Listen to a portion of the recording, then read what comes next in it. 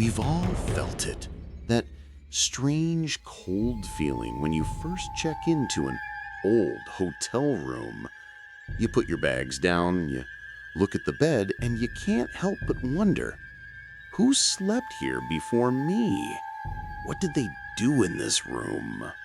The hotel staff, they give you a key card and a polite smile, but they don't tell you the secrets. They don't tell you who never checked out. In this 3-part series, I'm going to tell you 3 true, terrifying stories from people who checked into a normal, everyday hotel. But what happened next was anything but normal. We'll meet a 12-year-old who met a nice man by the pool, a 10-year-old who heard something clicking from inside his motel closet, and a 13-year-old who learned that the most dangerous person in a hotel might just have a master key. If you love scary, true stories that will make you think twice about your next vacation, please like this video and subscribe right now. Hit that notification bell because you won't want to miss part 2 and 3. Now, let's check in to our first story. My name's Sam. This happened last year when I was 13. My dad and I went on a dude's trip, just the 2 of us, to New Orleans, Louisiana. We stayed at this really old, really cool hotel right in the French Quarter. It wasn't a tall skyscraper. It was an old 3-story building with a big open courtyard in the middle filled with fountains and jungly plants. Our room was on the first floor, so our door opened right onto the courtyard. It was beautiful, but it also meant anyone could just walk up to our door.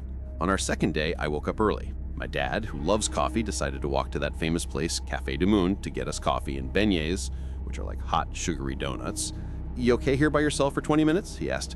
"Yeah, Dad, I'm 13, not 5, I said. He laughed, told me to lock the door behind him, and left. So I was alone in the room.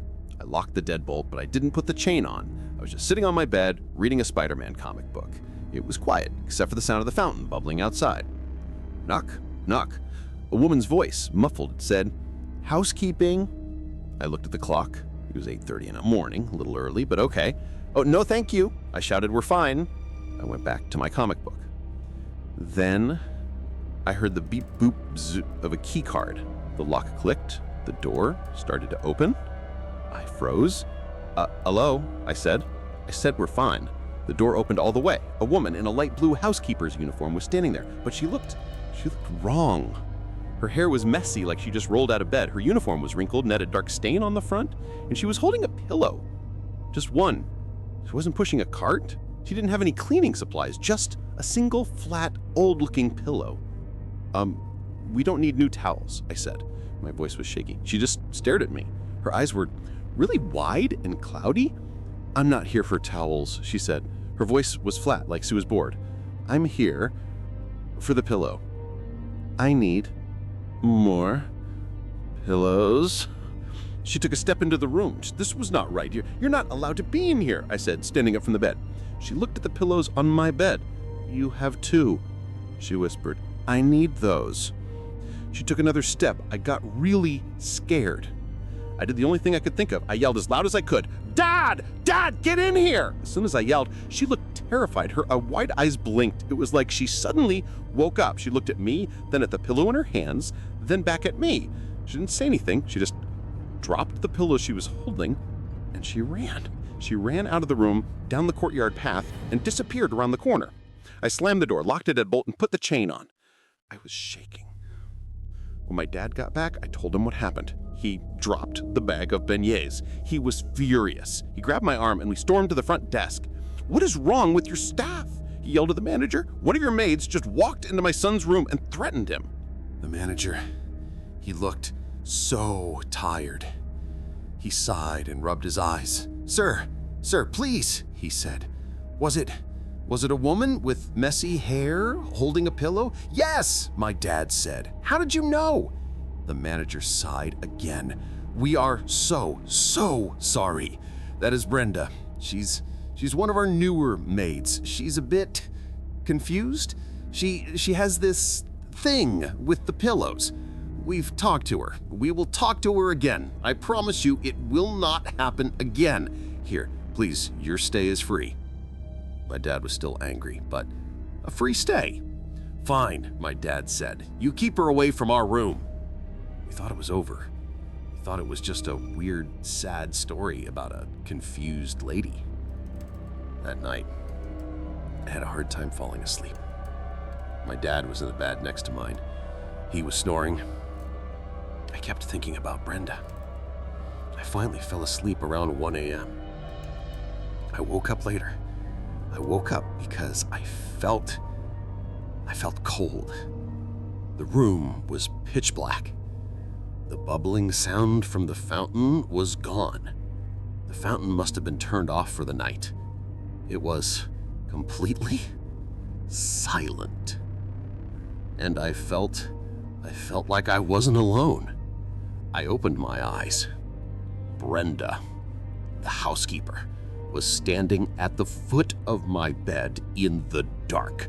She had gotten in again. She was holding a pillow. I was too scared to move. I was too scared to breathe. She saw that I was awake. She smiled, a slow, awful smile. She put one finger to her lips. "Shh," she whispered. "It's okay. You're just having a little nightmare. You just need to go to sleep." She started to walk slowly around the side of my bed towards my head. She was holding the pillow out, not for my head. She was holding it for my face. I tried to scream, but nothing came out. "Go to sleep," she whispered again. She was right next to me. She raised the pillow. "Get away from my son!" My dad, he leaped out of his bed like a football player and tackled her. He hit her so hard they both crashed into the wall. I finally screamed. My dad was holding her down, yelling, "Sam, call 911, call the police!" It turned out Brenda wasn't new. She was a housekeeper who had been fired a month ago for stealing, but she had kept her master key. The manager just forgot to deactivate it. She had been living in the empty rooms, stealing and collecting pillows. My name is Leo, and I was 12 years old when this happened. Last summer, my mom took me and my little sister, Mia, on a road trip. Mia is 8. Our big stop was the Stanley Hotel in Estes Park, Colorado. I knew what that hotel is famous for. I'd seen my dad watching The Shining late at night, the one with the creepy twins. I told my mom I didn't want to go. She just laughed and said, "Leo, that's just a movie. Ghosts aren't real. It'll be fun, like staying in a castle." When we drove up, the hotel was huge, all white, sitting on top of a hill. It did look like a castle, but a scary one.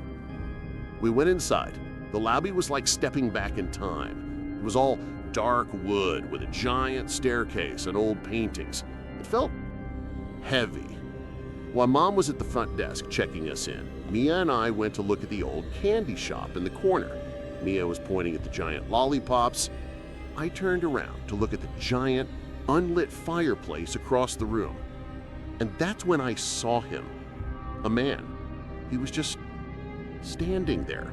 He was wearing a dark suit, like a tuxedo, and an old-fashioned hat. Not a baseball cap, but one of those 1920s hats. He wasn't doing anything. He wasn't looking at the fire. He was just looking at us. He was staring. I got this weird, cold feeling right in my stomach, like you open a freezer. "Mia," I whispered, "stop looking. Let's go." I grabbed her hand and pulled her back to our mom. I looked back at the fireplace. The man was gone. He had vanished. I told myself I must have just imagined it. Our room was on the second floor, room 217. "This is the one," my mom said, smiling. "The famous writer stayed here. The one from the scary movie?" "It's just a story, Leo," she said. The room was big, but it was old. I could hear noises. I was sitting on my bed, and I heard tap, tap, tap. It came from the wall near the bathroom. "What's that noise?" I asked. "Leo, it's an old hotel. It's just the pipes. Don't be a scaredy cat." She was right. It was just the pipes. I tried to forget it. Later that afternoon, we went to the hotel's heated pool. It was in a separate building. It was cold outside, so the pool was covered in thick steam. It was hard to see. Mia and I jumped in and were splashing and yelling. Mom was on a lounge chair reading. After about 10 minutes, I got that feeling again. That cold freezer door feeling. I stopped splashing. I looked across the pool into the steam. I saw a dark shape. It was him, the man in the hat. He was just sitting on a pool chair on the other side. He was still wearing his full dark suit and his hat.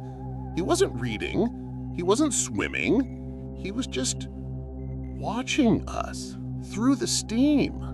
How did he know we were here? This time Mia saw him too. She's 8, so she's super friendly. She waved at him and yelled, "Hi!" The man in the hat didn't wave back. He just slowly smiled. It wasn't a nice smile. He didn't show his teeth. He just kind of pulled his lips back. It made my stomach hurt. My mom looked up from her book to see who Mia was waving at. She saw the man. She saw his suit. Her whole face changed. She suddenly stood up and said in a low, tight voice, "Pool time is over. Get your towels. Let's go."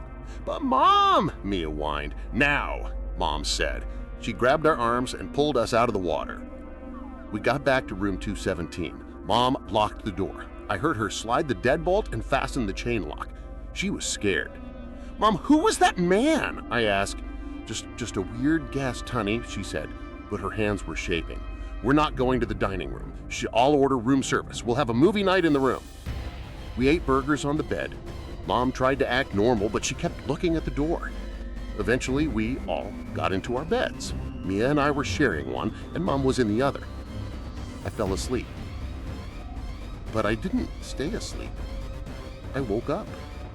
It was dark.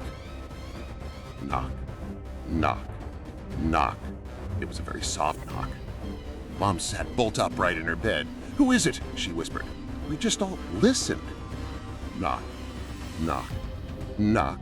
This time, a man's voice, very quiet. "Room service." Mom looked at the clock. It was almost midnight. "I didn't order anything," she whispered. "Hotel staff," the voice said again. You forgot something at the pool." Mia, now awake, sat up. "My goggles, my pink goggles, he found them." I felt stupid. My fear just disappeared. "See, Mom, it's fine. It's just a nice hotel worker." "Leo, don't." But I was 12. I wanted to be brave. "I'll just get them. I'll keep the chain on. It's fine." Before she could stop me, I ran to the door. I looked through the peephole. It was blurry. I could just see darkness. "Who is it?" "Hotel staff. I have your goggles." I unlocked the deadbolt. I opened the door just a little bit. The chain lock caught. It was him. The man and the hat. He wasn't smiling anymore. He was standing so close to the door, I could only see his dark suit. He smelled weird, like dust and old paper. He was holding my little pink swimming goggles. He pushed them through the crack in the door. I took them. "She's a very fast swimmer," he whispered. "Tell her I'll see her tomorrow." And then he pushed the door. He threw his whole body against it. Wham! The chain snapped tight. It made a loud ping sound. I heard the wood of the door frame crack and splinter. I screamed and threw all my weight against the door. "Mom, help!" My mom was already there, screaming too, and we both threw our weight against the door. We fought to get it closed. We slammed the deadbolt home. We stood there, panting, shaking. And from the hallway, we heard him laugh. It wasn't loud. It was a low, quiet, dry laugh. And then just footsteps, walking away. My mom grabbed the phone and called the front desk. She was sobbing. "Someone just tried to break into my room. Room 217. A man in a suit and a hat." She was quiet for a second, listening. Her face went white. "What do you mean?" she whispered into the phone. What do you mean you have no male staff matching that description on duty tonight? My name is Alex, and this happened when I was 10 years old. My family was moving. We were driving all the way from Austin, Texas to Los Angeles, California. It was the longest, most boring car ride of my life. My dad drove until he couldn't keep his eyes open anymore. It was almost midnight when we pulled off the highway in the middle of, well, nowhere. The town was Baker, California. If you've never been there, it's just a spot in the desert.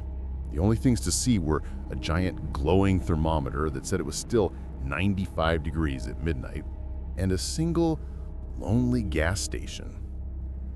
The motel we found was called the Desert Star. It was one of those old one-story motels where all the doors open right onto the parking lot. The sign was flickering.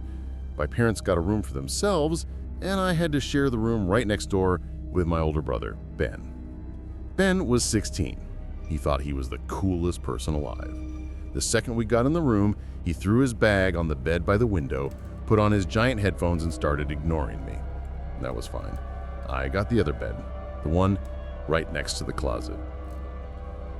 The room was gross. The carpet was scratchy and smelled like old cigarettes. The only light came from the bathroom and the red Motel sign outside, which flashed on, off through our curtains. I was 10, so I was a little scared of the dark. Ben was already falling asleep, listening to his music. I turned off the light. I got under the covers. I was trying to fall asleep. That's when I heard it. Click, click, click. It was a small sound, a quiet sound, like someone tapping their fingernail on a piece of wood. I opened my eyes. Click, click. It was coming from inside the closet. I sat up. My heart started beating fast. "Ben," I whispered. He couldn't hear me. His music was too loud. "Ben," I said louder. He finally pulled one side of his headphones off. "What?" he snapped. He was so annoyed. There's someone in the closet," I whispered. Ben stared at me for a second, and then he threw his pillow at my face. "Shut up, stupid," he said. "It's the ice machine outside. Go to sleep." He put his headphones back on and rolled over.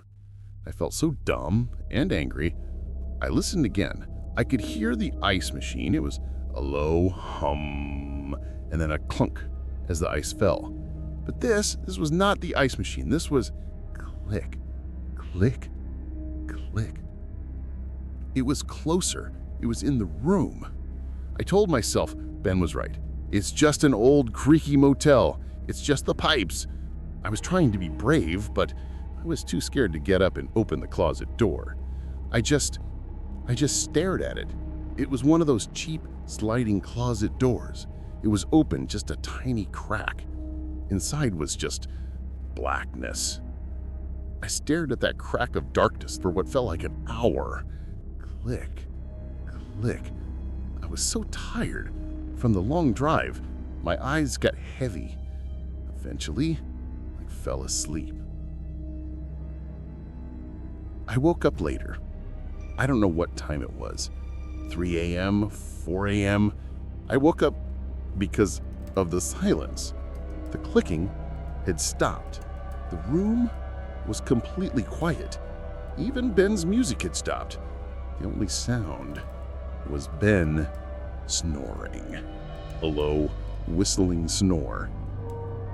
I felt cold, but then I heard it. A new sound. It wasn't a click. It wasn't a snore. It was breathing. A low, slow, raspy breath. And it wasn't coming from me. I opened my eyes. The room was still dark, but my eyes were used to it now. I could see the shapes of the furniture from the flashing red Motel sign outside. I looked at Ben's bed, and I couldn't move. I couldn't breathe. There was a man. A very tall, very thin man. He was standing right next to Ben's bed. He wasn't stealing anything. He wasn't touching our bags. He was just standing there. He was bent over just a little. He was watching my brother sleep. I was so scared, my body just locked. I couldn't scream. I couldn't even close my eyes. The man just stood there. He stood there for 10 seconds, 20 seconds. It felt like an hour. I could just see his dark shape and hear that raspy breath. Then, slowly, the man turned his head. His head turned and he looked right at me. He saw me. He saw that I was awake. I just stared at him. I was crying, but I wasn't making any noise. The man, he slowly raised one long, pale finger. He put it up to where his lips should be, and he whispered, "Shh." Then he just stood up straight. He didn't run. He didn't rush. He just walked. He calmly walked to our hotel room door, the one that opened to the parking lot. He quietly turned the doorknob. He opened it, slipped outside, and closed it, so soft it didn't even click. I didn't move. I stayed like that, frozen, until the sun came up. In the morning, Ben woke up and saw me. "Dude, you look like crap," he said. "There was a man!" I screamed. "There was a man in our room! He was watching you!" Ben, of course, didn't believe me. "You had a nightmare. God, you're such a baby. It was real, I'm telling you." I had to prove it. I had to know. I jumped out of bed and ran to the closet. "See?" Ben said. "You're crazy!" I grabbed the handle of a sliding door and yanked it open. The man was gone. "See?" Ben said, laughing. "Nothing! No!" I looked down. In the back corner of the closet, in the dust, was a little pile. A pile of sunflower seed shells? Dozens of them. He had been in there for hours, hiding and snacking. The clicking noise I heard, it was the sound of him cracking seeds with his teeth.